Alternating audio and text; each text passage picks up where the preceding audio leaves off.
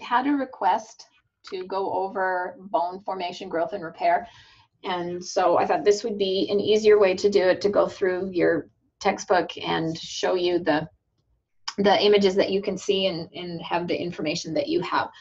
So just going to spend a few minutes going through these processes. So the first thing that we want to take a look at is fetal development of bone, and that's going to happen through two processes. One is intramembranous ossification, and the second is endochondral ossification. The difference between the two is the nature of the tissue from which ossification is going to happen. So with endochondral ossification, endochondral means within cartilage. So this is going to be the hyaline cartilage that we find throughout the fetal skeleton prior to 8 weeks of development. And within that hyaline cartilage, we're going to start converting to bone. And so we'll go through the steps of that. Intramembranous ossification is a little bit different. It's going to occur within the fibrous connective tissue that makes up the skull and the clavicles. And that fibrous connective tissue is very similar to dense irregular connective tissue. And hyaline cartilage and dense irregular connective tissue and bone, all of the connective tissues derive from an embryonic tissue called mesenchyme. And so mesenchyme is it's like Play-Doh. It can become different things. It's pluripotent, and so it can become different tissues or different cells. And so it's not a stretch for that mesenchyme to go from being hyaline cartilage chondroblasts to osteoblasts, and then the fibroblasts that make up the intramembranous ossification, and then becoming the osteoblasts, the osteoprogenitor cells, and then the osteoblasts. So we're going to take a look at these two processes quite briefly. So from the mesenchyme, we have these osteoprogenitor cells, which are the stem cells that are going to turn into osteoblasts. And osteoblasts, remember, are the bone builders. So if we go here, and we have mesenchymal cells that I mentioned, and we have the chondroblasts that are secreting the collagen fibers within, or the, not doing intramembranous ossification, the fibroblasts that are secreting the collagen fibers within the fibrous connective tissue. So essentially in the centers of where the frontal bone, parietal bones, occipital bone, and temporal bones are, we're going to form this ossification center. So we're going to have these osteoblasts develop, and they will start secreting matrix, and they will form what's known as an osteoid, this material, this matrix material in here. And we can see as that ossification center progresses, we're going to have osteoblasts here around the outside, and then we're going to get those osteoblasts becoming trapped within this new bony matrix made out of hydroxyapatite crystals and collagen fibers. And as they become trapped, then they will turn into osteocytes, because osteocytes do not have the ability to divide. They are just going to maintain the matrix that surrounds them. Then in the next step, we're going to have woven bone develop, where we have these struts, or these solid pieces of bone that will then separate these or surround these empty spaces that are going to develop within the matrix in picture B. And we're going to get woven bone, or we're going to get spongy bone. And then we're going to have blood vessels that are going to penetrate through the openings within the spongy bone. And we're still going to have a collar of osteoblasts here on the outside. So we can see in part B, osteoid is going to trap the osteoblasts, which turn into osteocytes. And then we're going to get the spongy bone here forming, and then we're going to get a layer of compact bone that's going to form on either side of the spongy bone here in the center to help protect the trabeculae here. So that's about it with intramembranous ossification. You can see that the blood vessels are going to allow red marrow to be present in this spongy bone, because we always have red marrow in our spongy bone, and that's where it's going to come from. So if you read through this, these ossification centers, like I said, are going to begin within the center of each of the skull bones, and then they're going to spread out until they almost touch one another, where the suture lines are going to develop. As far as endochondral ossification is concerned, here is our hyaline cartilage model. So all of this looks like a bone, and it's made out of hyaline cartilage. And what we're going to do first is start an ossification center, very similar to the one that we see up here in the intramembranous ossification. So that's going to happen in the diaphysis of the of this hyaline cartilage model. And then we're going to get a bone collar that's going to develop here on the outside from the osteoblasts there with the outside of the bone. And that ossification center is then going to extend toward the epiphyses. So it's going to move proximally and it's going to move distally. We're going to penetrate it with blood vessels, just like we did in the intramembranous ossification.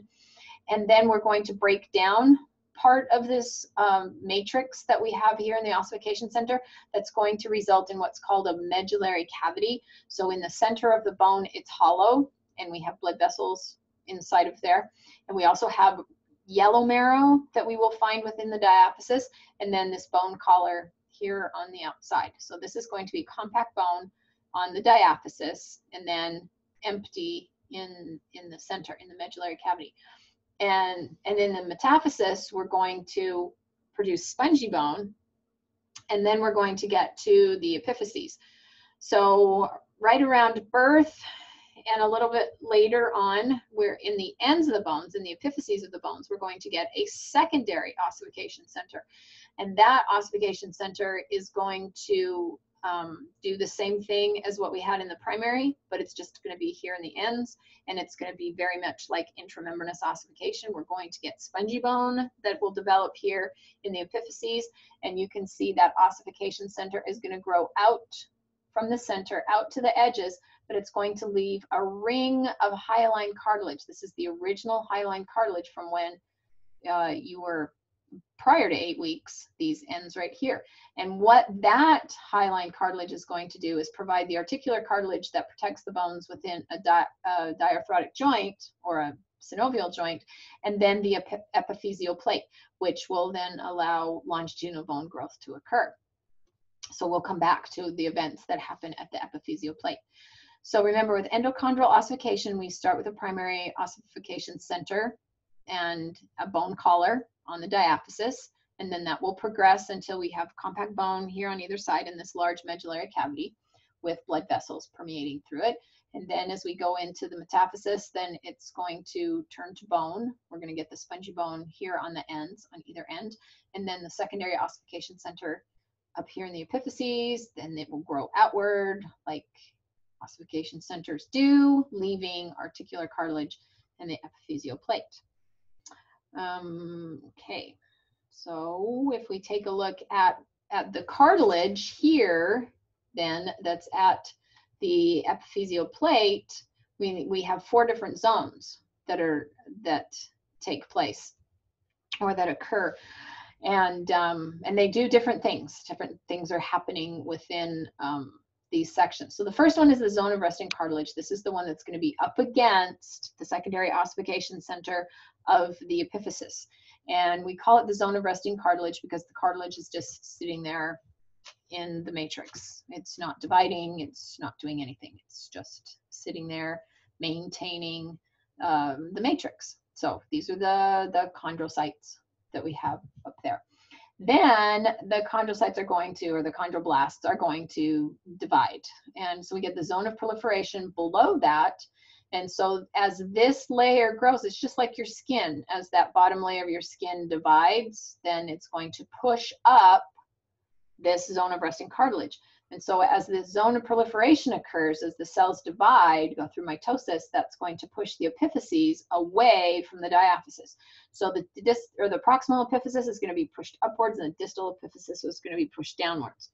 Now, below the zone of proliferation is the zone of hypertrophy, where the cells are getting larger. You can see here they're bigger, they're laying down matrix. We're starting to get cartilage spicules. Calcium spicules, hydroxyapatite crystals that will stick to the collagen fibers that we have within the cartilage. And then we have the bone calcifying here, making the matrix very calcified, and then we will find osteocytes down here in the bone. So whenever bone lengthening happens, we always push the epiphyses away from the diaphysis, and then the diaphysis grows up to meet it. So all of this tissue here will eventually ossify, and then these cells will be moved farther away from the diaphysis. So that's what's going on right here. And then one very important thing is that remodeling must occur, because as the bone lengthens, it's not going to maintain its shape.